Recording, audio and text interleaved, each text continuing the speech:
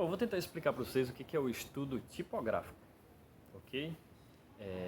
Tipografia talvez não seja uma palavra muito presente no seu dia a dia, mas ela quer dizer basicamente escrita ou impressão de tipos. Tipografia. E essa palavra acabou ganhando uso no mundo do design gráfico das letras, ou melhor, dos tipos de letras, ou da visualização dessas letras. Arial, Times New Roman, Verdana, aí você já deve ter ouvido essas palavras, né? Todas elas são nomes de tipos de desenhos de letras, o que no mundo digital acabou ficando conhecido como fontes. Então, o estudo tipográfico, de maneira bem superficial e objetiva, significa fazer um estudo a partir das necessidades do seu usuário e do propósito do seu produto, para saber qual é a fonte do texto que você vai adotar. Em uma das gravações anteriores, por exemplo, eu falava de projetar um website para um restaurante japonês. Então, se você tentar lembrar aí dos logotipos dos restaurantes japoneses que você conhece, é bem provável que vários deles tenham o seu nome escrito em formas ou fontes que lembram aqueles ideogramas, né? Aquelas letrinhas japonesas.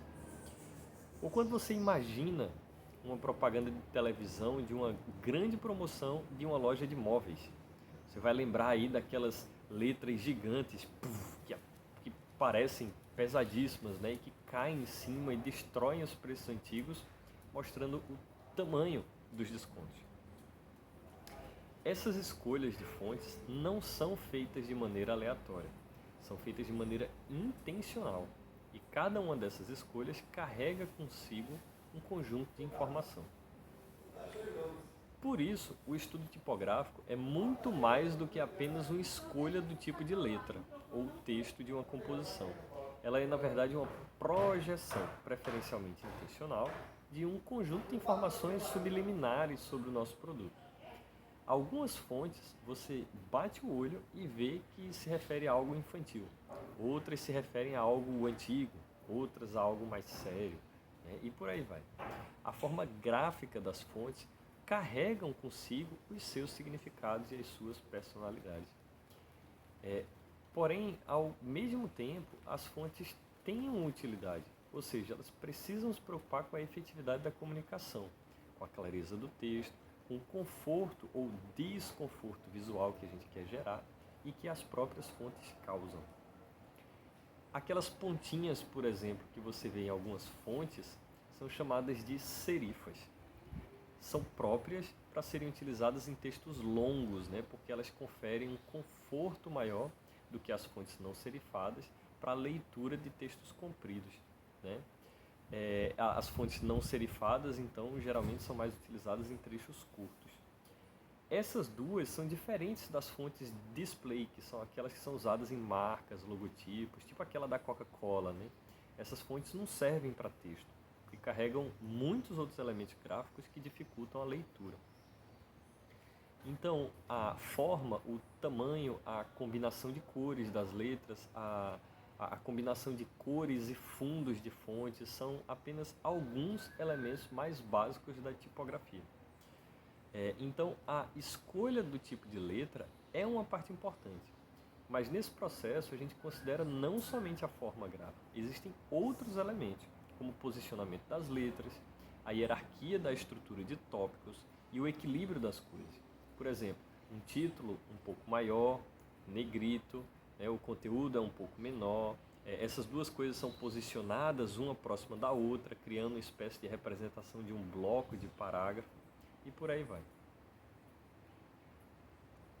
Então, o alinhamento dos textos, os recuos de parágrafo, o espaçamento entre as linhas e até os espaços vazios entre os caracteres são escolhidos de propósito, buscando projetar os nossos textos, de novo, com personalidade e efetividade, buscando ajudar na criação daquela experiência do usuário que você quer. Experiência rápida. Se você entrar aí no site, por exemplo, da Tokstok, você vai encontrar uma fonte provavelmente fina, com um largo espaçamento entre as linhas, alguns títulos em negrito para destacar as seções, links destacados com uma cor específica, tudo posicionado de uma forma bastante organizada, limpa, moderna e elegante. que remetem a mais ou menos as mesmas características que você encontra na loja física. Agora você entra aí no site das lojas americanas. Na primeira tela você vai ver um negócio um pouco mais caótico, né? Embora eles usem a mesma fonte, existem ali pelo menos umas 10 configurações de cores diferentes. Uma grande variedade de tamanhos, né? Uma palavra querendo chamar mais atenção do que a outra, né? De novo, causando mais ou menos aquela mesma sensação de bagunça organizada, né? Que você provavelmente sente quando entra numa loja americanas física. É isso. Navegando aí na internet, você vai encontrar repositórios imensos e super ricos com centenas de milhares de fontes. O Google Fonts, em particular, é muito legal porque ele traz lá um about das fontes, né, que descreve mais ou menos qual era a ideia que o designer da fonte queria imprimir quando criou aquele desenho. E eu espero que nesse ponto do curso eu nem precise mais lembrar para vocês, né, que o seu usuário, o seu público é que é o alvo.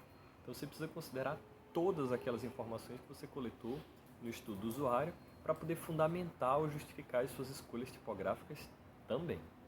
Certo? Até mais.